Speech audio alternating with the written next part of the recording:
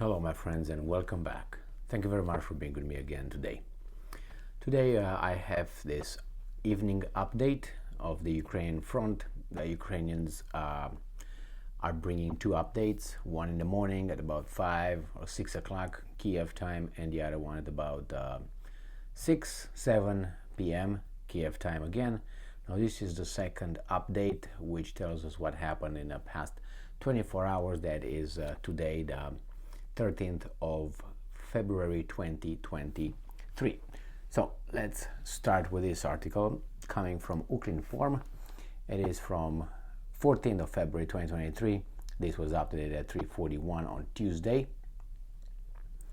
And this is from the 13th of February 2023 at 7:26 p.m.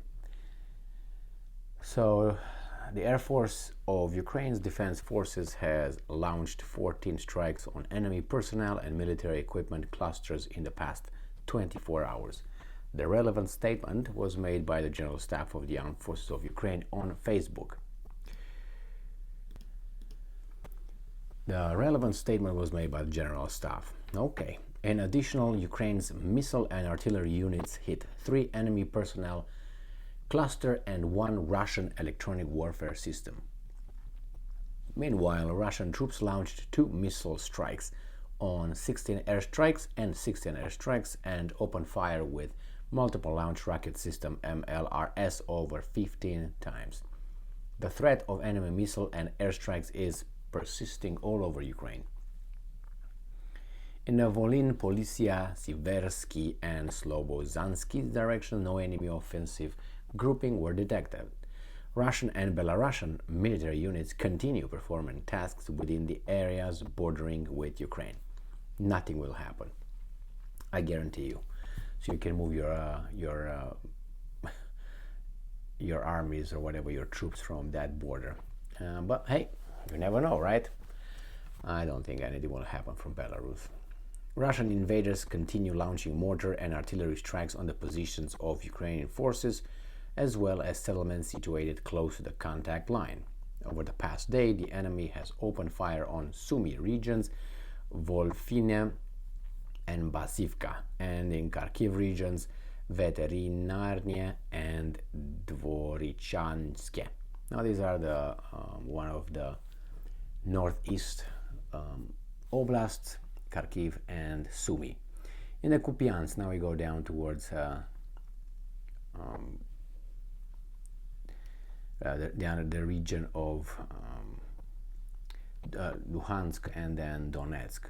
So in Kupiansk and Liman directions, Russian troops used tanks, mortars, and artillery to attack the Kharkiv regions, Dvorichnia, Sinkivka, Kupiansk, Stepova, and about 5 more in the Luhansk regions, and the Luhansk regions of another 4, and the Donetsk regions, Ivanivka, Spirnie, and Rozdolivka. Now, I don't recognize anything here, so I don't know if this is just from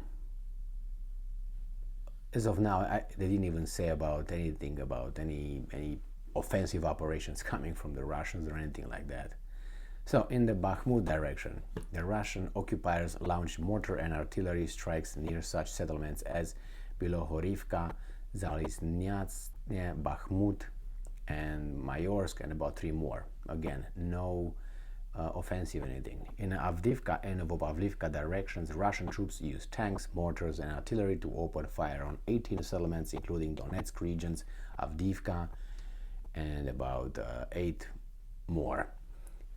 I'm not going to read them because I don't know if you're going to I don't know, remember any of this, but you have the article here, so if you want to look over the correct spelling, you have it right here.